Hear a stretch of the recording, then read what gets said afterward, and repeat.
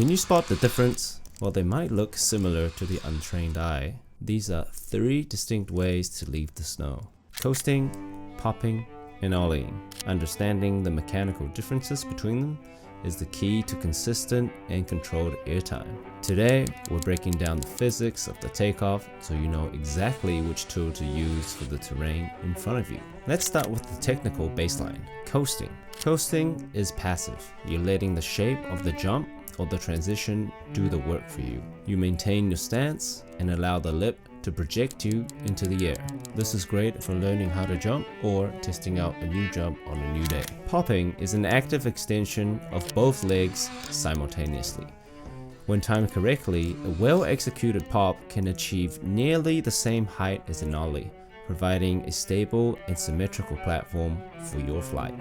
Ollieing is perhaps the most complex. It involves actively loading the flex of your board to generate a spring-like release. This technique offers a level of snap and airtime that the other two simply can't match. Obviously, that's when an ollie is done fully and correctly.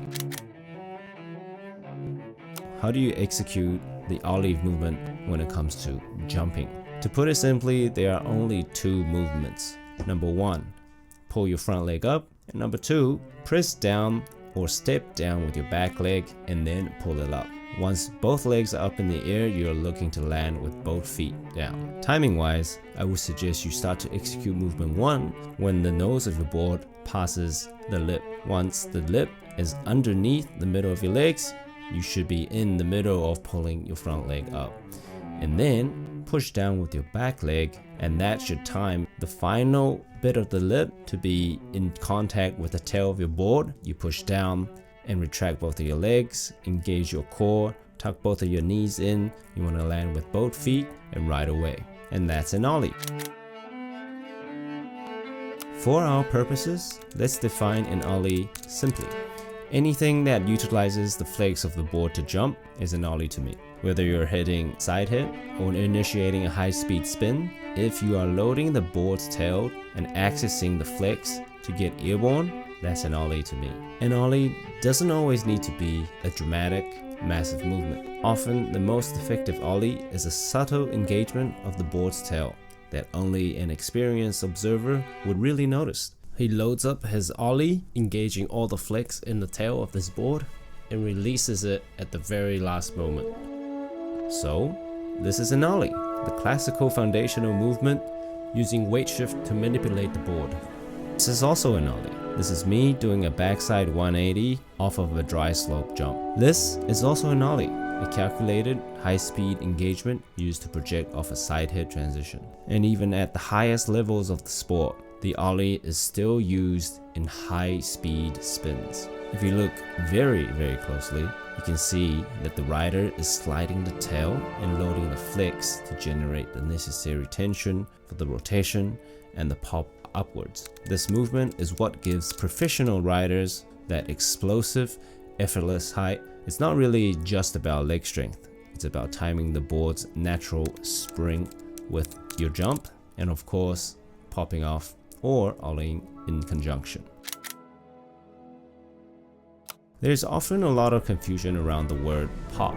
In snowboarding, it is used in 2 different ways. One, as a takeoff style. This refers to the simultaneous extension of both legs. And 2, as a desired effect. This refers to the total height or snap achieved, regardless of the technique used. You can add more pop to an ollie as you can to a standard jump. This is my personal interpretation. When do you ollie and when do you pop? Choosing the right mechanics depends entirely on the terrain and your specific goal.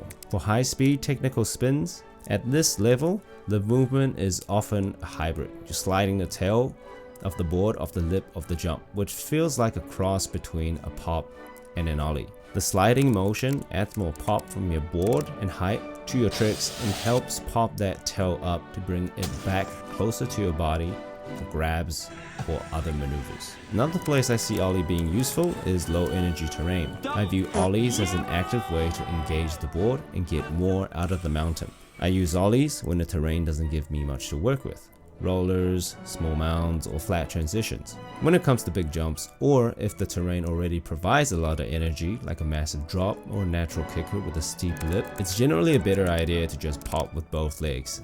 This maximizes stability and ensures you aren't fighting for an aggressive weight shift during a high consequence flight path. To conclude, I believe the best riders are not just jumping, they are choosing the most efficient mechanics for the moment. I think if you master the subtle art of the ollie on small features, then you will find that the entire mountain starts to feel like a playground. Good luck out there, and I'll see you on the snow.